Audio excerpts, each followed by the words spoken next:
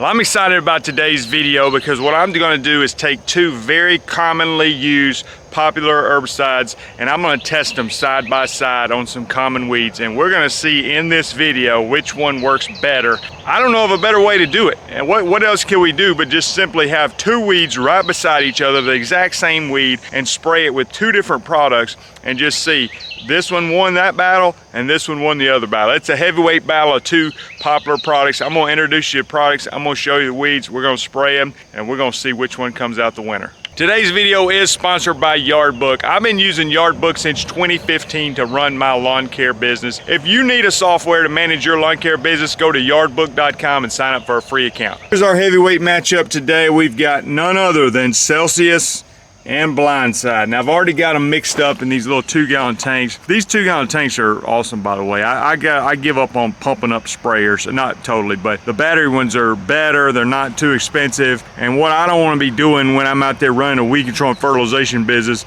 is setting a sprayer on the ground and pumping the handle when I can just have it have a battery power one that costs a little bit more but does it for me. I think it just makes a lot of sense for time's sake and just for my satisfaction with my job. I don't enjoy, sitting there pumping up a sprayer, even more so on a 2-gallon than a 4-gallon backpack, because on a backpack I can at least pump the sprayer with my left arm and spray with the right arm. On these 2 gallons, I have to set the thing on the ground, stop what I'm doing. So anyway, I can put a link in the description for a 2-gallon sprayer. All right, these two products, one of the things I want to mention now, I mostly deal with warm season grasses. Celsius is just going to be for warm season grasses, Bermuda, zoysia, centipede, St. Augustine. Blindside, you can use it on some of your cool season grasses. The active ingredient on Blindside, we've got metsulfuron and sulfentrazone. Celsius got dicamba and some other ingredient I'm not as familiar with. Now, one of the reasons I wanted to put these two side by side, both of them have some versatility. And what I mean by that is Celsius has some activity on Kalinga. It has some activity on some grassy weeds. It's really good on broadleaf weeds. Blindside, similar. It's going to have maybe some activity on some grassy weeds. Definitely some activity on sedges and definitely some activity on broadleaf weeds. So I felt like this was a fair comparison. I don't want to put just one product up here that's just completely overmatched than another one with the weeds that we're trying. So I've already got them mixed up in these 2-gallon sprayers. I've added surfactant. And let me go show you the weeds we're going to spray. Again, I try to be fair and try not to favor this in the eyes of one versus the other. And we may do some more tests like this with some different weeds. I can only test the weeds that are present at the time of this video. I'm filming this in the summer. I'm out here early in the morning, got the surfactant in the tank with the herbicide, and we're going to get to work and then we're going to see what happens. I don't know, to be honest, if I'm going to check back on these like multiple times or just spray it and then come back and check one time. I guess I'll see how it's going, but I want to give it probably at least 1 week. Now if it's colder weather, I may have to give it longer, but at least 1 week to see what kind of results we're getting. Important to wear your PPE, rubber boots, rubber gloves, long sleeves. Now this is primarily a Bermuda grass lawn. Both of these products can be used in our warm season grasses, and I want to try out some of these different weeds. So right now we got yellow wood sorrel, or also known as oxalis, O-X-A-L-I-S. And we're going to spray. So I've got these little flags marking the weeds. Got one labeled Celsius, one labeled Blindside. First up, the weeds, I'm just going to introduce them to you and I'll come back and spray them. This is oxalis, or also known as yellow wood sorrel. It's a little tough broadleaf weed. It can be difficult to control with products like 2,4-D. See there, here's one that's going to have a little yellow flower on it.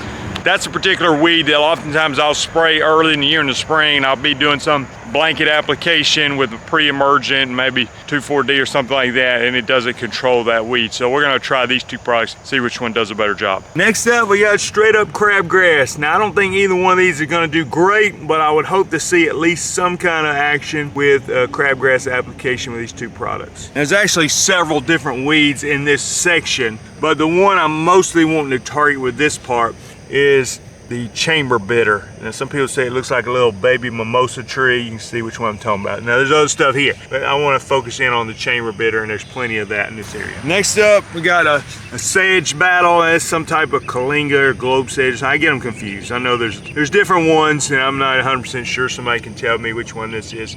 We've got 2 samples right here for our 2 different products, so we're going to test it out on those. Next up, we're gonna go with some Virginia buttonweed. Now, it's not gonna die. I've heard it doesn't even die with glyphosate. It's very, very difficult weed to control. It's kind of a low growing vine. You end up getting little white flowers on it later in the summer probably. But anyway, we'll test them out on Virginia buttonweed. All right, we got them sprayed. Let me give this, I'm gonna say a week. You know, we may have to give it a little bit longer, or maybe not take a week, I don't know. But we're gonna give it somewhere in the neighborhood of a week. We're gonna check back, we're gonna make some observations, and both of these are good products, okay? So I'm expecting a good fair fight here. We're gonna see which one we think comes out ahead in this head-to-head battle. Well, it's been 1 week since we did the application. Let's check on the results. Depending on how it looks, we may call it quits after showing the weeds today, or if we're not getting the results we're looking for, maybe we need to give it a little bit more time, because I don't want to jump to conclusions. But it's been a week. I honestly hadn't paid much attention to these weeds, so I'm curious to see what they look like as well.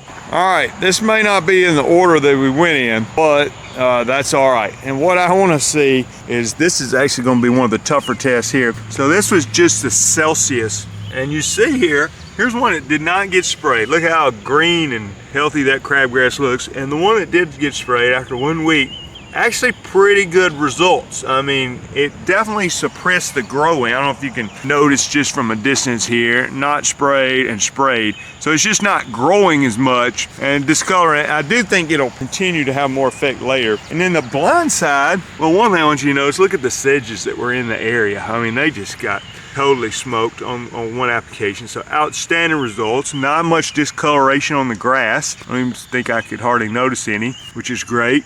And also just some yellowing out of the crabgrass. So, you know, I don't know, what would you say on that? It's almost like, I guess if I had to pick a winner on this, I'd go with the Celsius, because I would almost rather it like stop growing as much and not be as noticeable. Like when you turn it yellow, it sort of sticks out. I don't think that's gonna die, but what I'm encouraged to see is both products actually gave us some pretty decent results. I think both plants will recover. I don't think they'll die, but wanted to see what they would do with one application. One more weed left, let's check on it, and this is yellow wood sorrel, also known as oxalis. You can see here we've got the blind side here. And blindside, if you can even see the weed, I see it, and I'm glad I marked it because I wouldn't even be able to see it. But this is the weed. You see that little dangling brown leaf right there? So wiped it off the map. No longer even identifiable.